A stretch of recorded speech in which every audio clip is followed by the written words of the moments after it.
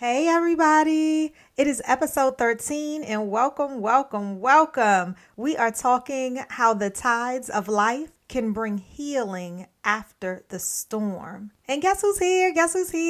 Now, I typically don't share who we are talking about in conversations, at least this early on in the program. However, I am so excited because we are talking to the War and Treaty. Yes, aren't you excited? We have Michael Trotter Jr. and Tanya Blount-Trotter today, and that is too exciting for me. But as always, we are not going to go too far off track. We are starting off with our affirmation from Walker & Walker Enterprises. And our affirmation for today is I am patient and deliberate as I breathe deeply and calmly. Let me say that one more time. I am patient and deliberate as I breathe deeply and calmly. If you want to start your day off with a powerful affirmation, go ahead and grab your 40 deck of affirmation cards at lolitawalker.com/shop. Are you ready to get into this episode? I know I sure am. Let's go. Welcome to Coaching, Cocktails, and Conversations with Lolita E. Walker, the podcast that coaches you up while meeting you exactly where you are. Grab your water, tea, or something stronger, and allow this podcast to help you feel the power in your pause. Come on in and join the conversation. Let's go. Hey. Yes. Again, I mentioned that today is episode number 13, right? And when I looked up with our best friend Google what the number 13 represents, listen to this. It symbolizes the death to oneself and the birth to the spirit of a higher level existence. Now, you know, I am always linking one thing to another thing and that just brings me to the thought that this is perfect as we talk about our topic today, which is how the tides of life can bring healing after the storm. How that storm that comes and these tides of life are like right before us, how we can become our best selves if we simply gift ourselves enough time to truly feel the power in our pause. And then we allow ourselves to simply soar. Today, I am going to leave you with 4 strategies on how to heal from Coach Lolita's perspective. Absolutely. Before we get into that, let me just say hey to all of you all who are coming back and you had already pulled up your comfortable seats at this kitchen table. Hey y'all. And then to everybody who is new, I am so excited to have you here. I do not take it for granted that you decided to spend a couple moments here with me. And for that, I am totally appreciative. And I say welcome. I hope you come back by, okay? And bring a friend. If you love today's episode, please leave a glowing 5-star review, because you know how we do. Anytime we go to listen to a podcast, what do? Check the comments? Absolutely. And you know how I know? Because I do the same exact thing. So why don't you gift your words to someone else so that then they can come on back and grab a couple nuggets themselves? All right? Listen, this is how we do things around here. We break things down into 3 layers. The first layer is all about coaching. And this is where I just tap into your soul work. The next is cocktails. No, this doesn't mean what you are sipping on. There is no judgment around here. Cocktails is all about celebrating who you are when you show up to this kitchen table. And quite frankly, to every other table that you show up to. Because you are wonderful exactly where you stand. And then that third layer is all about conversations. Now here is where we get a conversation between you and I, or we have a special invited guest. And today we are welcoming the War and Treaty. Now, since they formed in 2014, Michael Trotter Jr. and Tanya Blount-Trotter, they have been bringing us this bluesy type of fusion of Southern soul, gospel, country, and a bit of rock and roll, okay?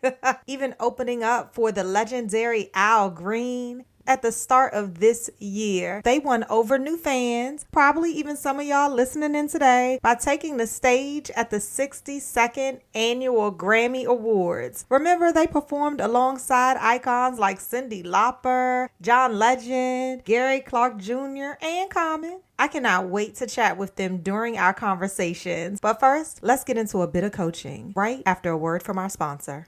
The Southern Elegance Candle Company brings you modern value and Southern charm. They make more than just candles, y'all. They create and capture the moments that are most important in our lives. Imagine walking into a room and instantly smelling the aromas of some of their signature scents. They're offering up sweet tea, magnolia blossom, and apple and bourbon, and that's only a few. Then let's talk about their holiday collection of sweet potato and brown sugar, pumpkin souffle, and caramel latte. And guess what? That's only the beginning of the long lineup of moments that they are inviting us to experience through amazing scents. For a bit of Southern hospitality and the comforts of your home, head on over to Southern Elegance Candle Company at secandleco.com. And don't forget to use our special promo code at checkout. Enter Kitchen Table for your 20% savings. Good for a single use. How the tides of life can bring healing after the storm. Woo! Well, that's kind of heavy to some people, right? I get it. Well, the good news, though, is that we are each standing right here. And what does that mean? It means that each of us have at least gone through a storm or two in our lifetime, right? No matter how old we are, we've absolutely faced a storm. So today, my goal is to leave you with 4 strategies on how we can begin to heal after our storm. And it's not easy. It absolutely is a journey. But I attest that when we begin to leverage these 4 strategies, that there will be a peace and a calm that we haven't seen inside of this storm before. Okay? So stick with me. Let's start here. When you hear the word tide, how do you define it? Now, for those of you who have already downloaded the CCNC journal from lolitawalker.com/podcast, awesome. Look at you doing a little bit of pre-work. I love it. And for all of you all who are new and haven't had an opportunity to download your journal, it's no problem at all. Just do this imagery exercise with us. And then when you get a minute, go ahead and download the journal, which gives you some cool space to keep track of all the soul work that we do on each of the episodes. So we're writing down, when you think of the word tide, what do you think about? For me, I think about the ocean right away. I think about this calm that the ocean has. And if I close my eyes and I breathe in deeply and I imagine where I am at my most be-free space, that there is surrounded by water and surrounded by trees. And so for me, I think of the ocean when I think of a tide. I think of looking out in the horizon and it being so beautiful. And I think about this flowy upward and downward motion. Now imagine you begin to see some storm clouds in the distance. What do? Do you try to get that last swim in? Do you leave before the storm actually reaches the shore? Do you sit there on the sand and just kind of look out and waiting it out because it's just so beautiful outside? Regardless of what you choose to do, right? The storm is coming. The change is here. So now, what you gonna do? Now that the storm is coming, what are your tides looking like? Let's draw out or imagine just a couple of those tides. For me, I drew 3. However many tides you drew inside of this space or you're thinking about, now I want you to attach a word or two, a phrase, maybe even a couple bullets for each of the tides when you felt that you were going through a storm. You know, for me, a couple of episodes ago, I talked to you about my divorce a little bit. I talked to you about my father passing away. You know, those might be 2 of the tides that are coming through my storm. It could be a job loss. It could be coronation. Whatever the case may be, I want you to name your tides, okay? And the tides are something that you have gone through before, or it could be a tide in your life that is happening within a storm right now. Now, once you have that, I want you to dig a little bit deeper and write down or imagine what is a piece of healing that I have pulled out of that. And when I'm talking about healing, what is this nugget of a life lesson that you have pulled out of that and you can apply to something else? Now, the reason this is called soul work for all of you all who are new is really because we might not finish everything here, but I want to challenge your thinking. So for me, let me take an instance. Let's take my dad passing away. What healing did I pull out of that?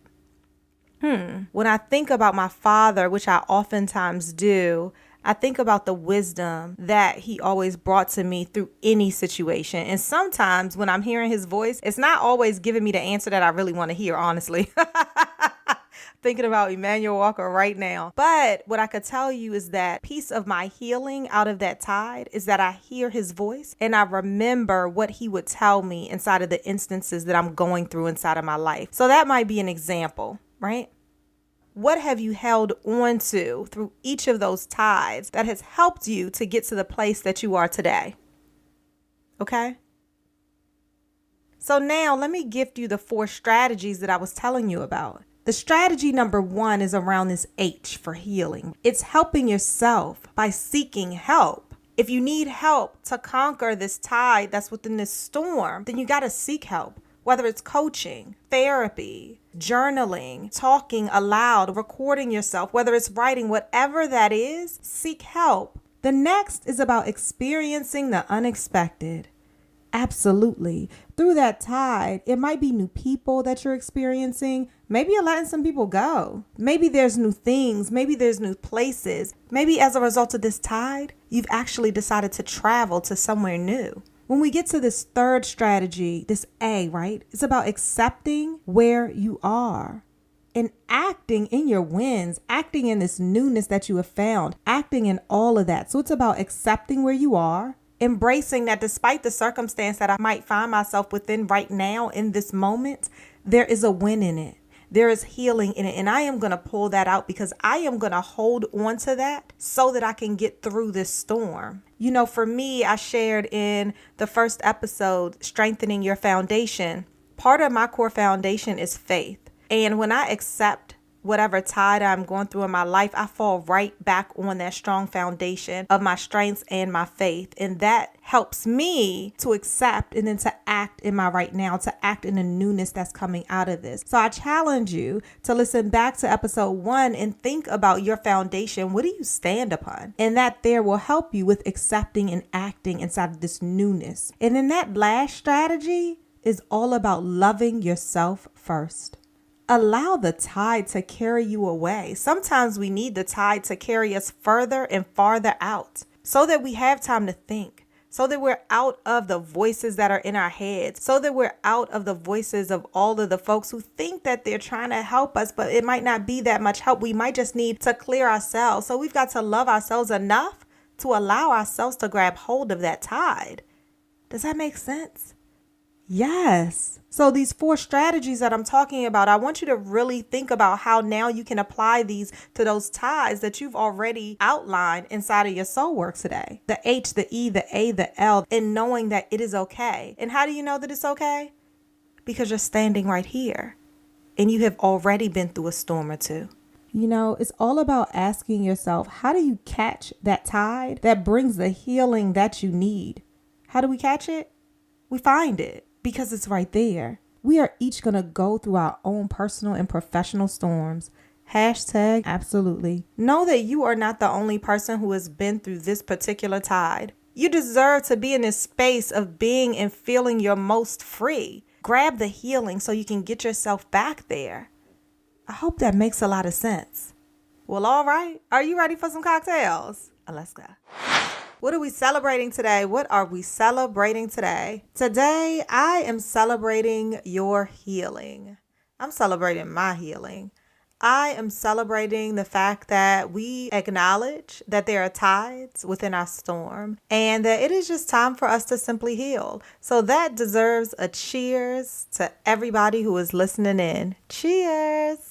I am also celebrating one of my retreat graduates who declared that by the end of 2020 that she would be a published author. And I'm just so proud of her. So congratulations, Waitha. I hope you are listening. Cheers. And for all of you power women who are listening in, I would absolutely love to host you at my upcoming virtual Women's Weekend Renewal Retreat, which is October 3rd and 4th. You can find out all the details and register at lolitawalker.com/retreats. Clarity is only one of the amazing things that you will pull away. I am so excited about it. Cheers. I am also celebrating my 89-year-old grandmother. You know, I'm so fortunate because both my maternal and my paternal grandmothers are alive. And today I'm celebrating my maternal grandmother because she never fails to take any moment to ask me, "How you doing with your second book? You writing your book? How you going with it?" And I have declared to her that by December 31st of 2020 that I will have this book written and ready for her birthday in January. I'm looking at the calendar right now and it's getting kind of tight. But thank you so much, Grandma B, for pushing me. I want to say a cheers to you and I love you. Now, are y'all ready for these conversations with Michael and Tanya? I know I sure am. So let's go. Hey, Michael and Tanya, thank you so much for joining me at my kitchen table. I'm so excited to have you here. Thank you for having us. Oh, absolutely. Absolutely. Well, before you got on the line, I was talking to the folks who joined us at the kitchen table today and saying that you are my first duo interview on the show. That's awesome. Yes. And not only are you the first, but you're also a husband and wife powerhouse who have formed your own phenomenal group. So the War and Treaty is here and you have such an amazing story. Yes. So why don't you guys get started with telling me a bit about yourselves? Well, my name is Tanya. And Michael is my husband, and we are the War and Treaty. And we actually started our group in 2014. We were married for 3 years before we decided to actually start singing together. Mm-hmm. And I'll let Michael tell a little bit more about, he's the premier songwriter. She's doing fine. For the band, but he started writing when he was at war. He's a 2-time Iraqi war veteran. Oh, thank you for your service. Wow. Yep. So we started writing songs at war for the fallen, and over time in our marriage introduced me to some of the songs that he was writing for some of the fallen.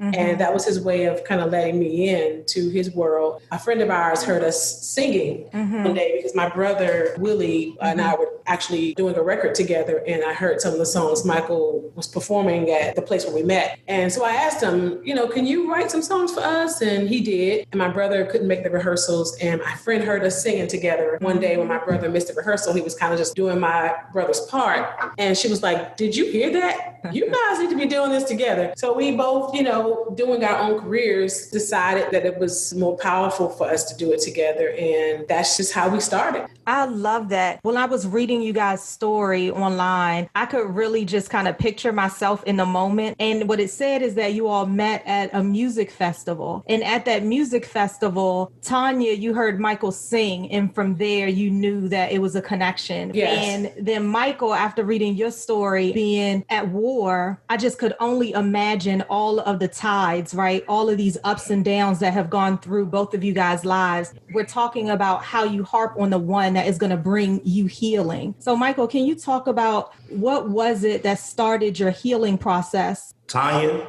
it's just Tanya taking in the new love and support. It just made sense. Yes.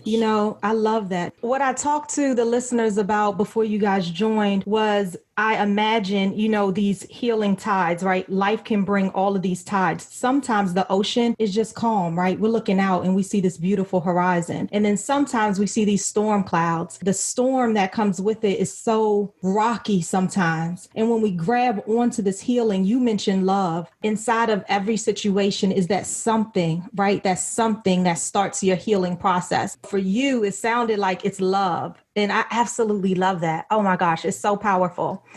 And Tanya, what was some healing within your tides of up and downs? Really, I would say that starting to deal with myself in an honest way, because I think a lot of times we end up in situations that we don't take responsibility for. So my first it was acknowledging that when you look around and you're in a tide, you're riding a wave that's bumpy and, you're about to drown. You have to look at, I know for myself, how did I get here? How did I end up in these deep waters? Yes. So for me, it was acknowledging that there were some decisions that I made along the way that got me here. And in the process of me being in the Thai, I started to do the work, getting therapy and getting the right kind of people around you and surrounding yourself with people, as they say now, good vibes, people who aren't throwing negative energy or trying to, when you abuse and use yourself, you attract that. Yes. Yes. So it was just putting myself personally in my own time and in a place where I was taking care of myself, so that when I would allow other people to come into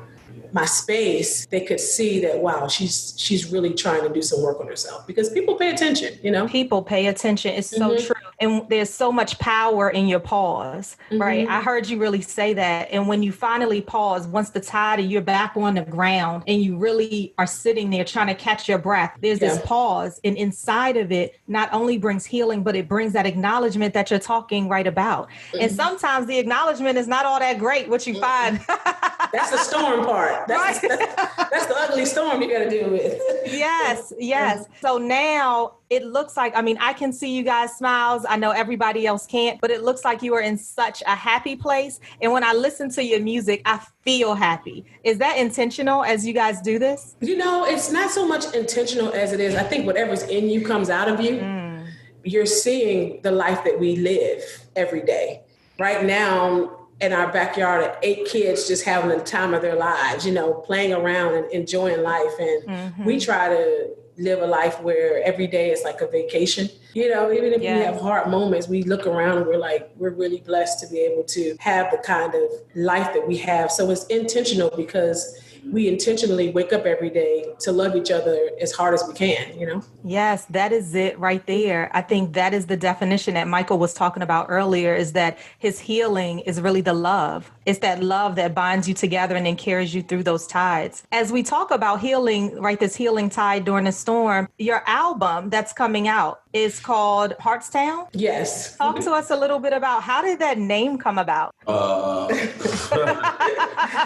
don't know. I think it's about this conversation. Tanya talked about surrounding yourself with the right people. From my healing, it was not surrounding myself, getting everyone that was around me away, cutting them off, not going backwards, but realizing that if I want to be different, I have to be different. And I have to find my role in life.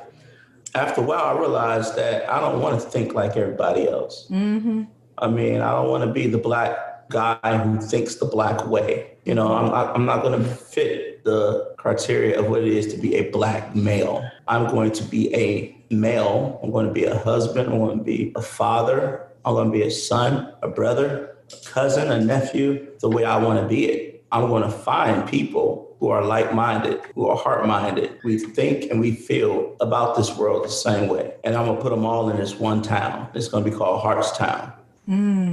Heartstown is not touched by any ugliness that this world has created.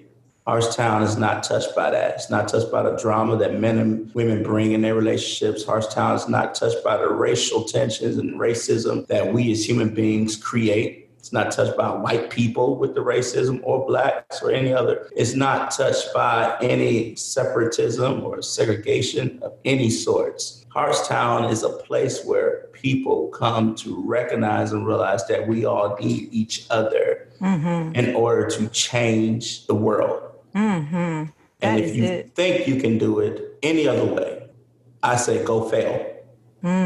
So that's what Heartstown is about. I don't have to know you to love you. We mourn with each other. We tell the truth. We talk about, I'm on the edge. I'm getting ready to jump off. Suicide is not this thing we talk about. It's a thing we acknowledge and deal with. That's just what it's all about. And this record, this album, there's songs about dealing with some of the most crazy stuff that frightens us all, whether it's from trying to get in a new relationship after you've been jacked up in an old one. Talk about how do you move on when your parent dies and you miss them so much. You long for that touch, or the ugly side of the unknown of death. Talks about, I don't need the sunrise to see the sunlight. I'm just looking in your eyes, and it's right there.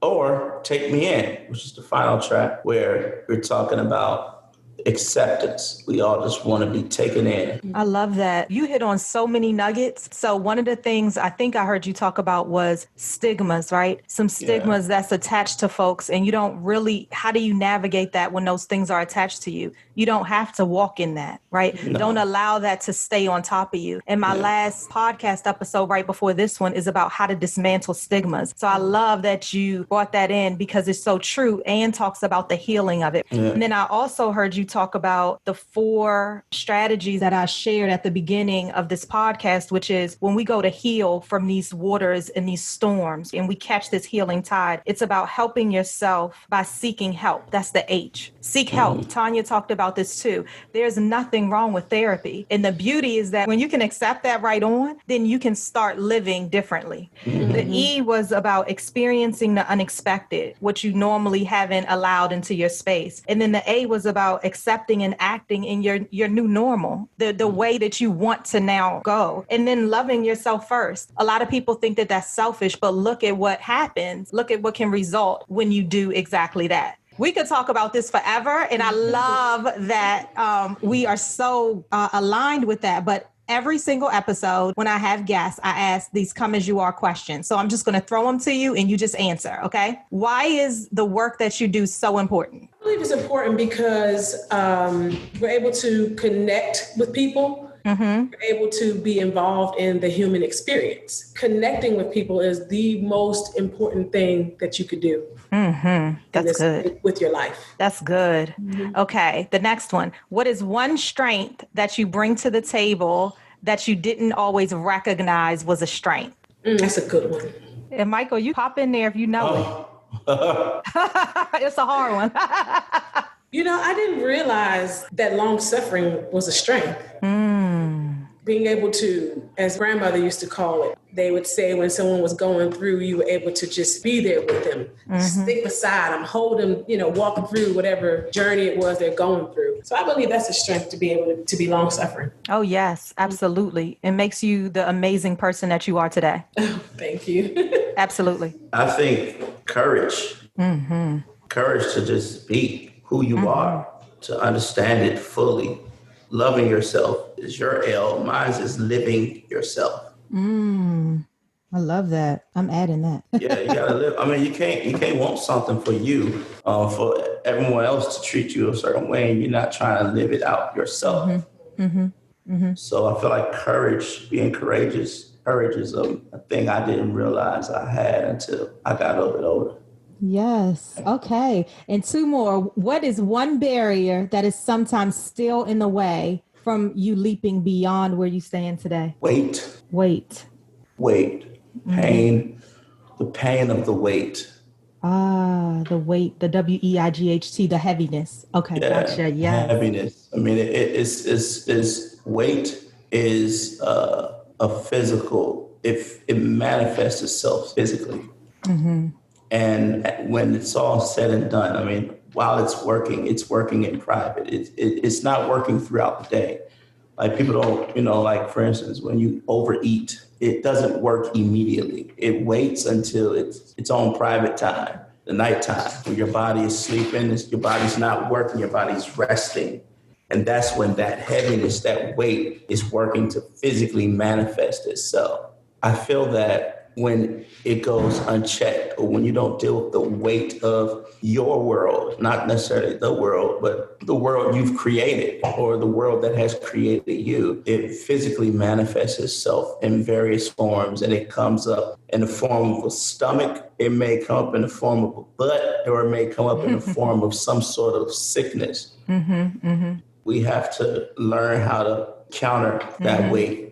I say, put your weight on it, on it, put your weight on the weight, the heavy part about you. Because, I could tell you, I'm a heavy dude. When I'm ready to not let that heaviness weigh me down, I just put my weight on it. It's like, yo, this is what I'm doing. This is how I survived. And that's heavy and it drives. Yeah.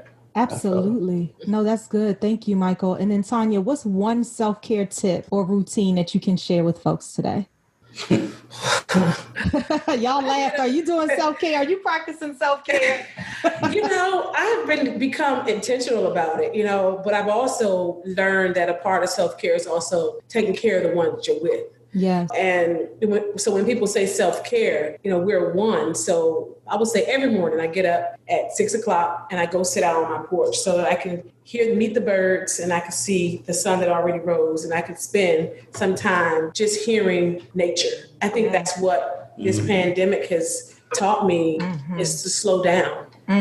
Slow down and take in everything. Take in the laughter of the kids. Take in the love and the caress on the back of your husband in the morning instead of just jumping out of bed. Yes. Listen to the words that he's saying. And, we have this thing we talked about the other day, Michael and I, just paying attention. It's the self-care is to not just pay attention to yourself, but to pay attention to everything around you. That's good. Yeah, when you're aware of your environment, it's easy. And when you're aware of what's going on inside of you, it's easy for you to travel the world or to live in this universe and be free and loving and caring because you spend time with yourself. Yes, that is what Corona has done. When we look at the positives, and there's so much tragedy that's happened within this time frame, but when you pull out the positives, it has absolutely forced us to sit in our pause and rediscover ourselves. And for those that didn't take the opportunity to do that, you missed such a blessing, right? Yeah. I love it. So on here, we end everything with a cheers to our guests. Now we celebrate our wins around here, okay? So we say cheers to almost everything. So I would love for both of you guys to say cheers to humanity. Cheers to you. Cheers to you. I have something over here. Let me get my water I'm drinking today. Your water. Today I'm sipping on water. Well, thank you guys so much. This was such a pleasure. I had so much fun. Thank you so much for having us. Yes, and tell us where we can go for to get the album, when it's coming out. Tell us a little bit more. It's everywhere. You can get it on iTunes, Spotify, anywhere music is sold, the record is there. And our website, thewarandtreaty.com as well. Yes, so keep up with the War and Treaty because they are putting some positive vibes out in the environment, and we just need to catch this tide, okay? Catch the positivity of this tide and allow their voices to help heal you wherever you are. Thank you so much. Thank you. We have concluded another episode of Coaching, Cocktails, and Conversations with Lolita E. Walker.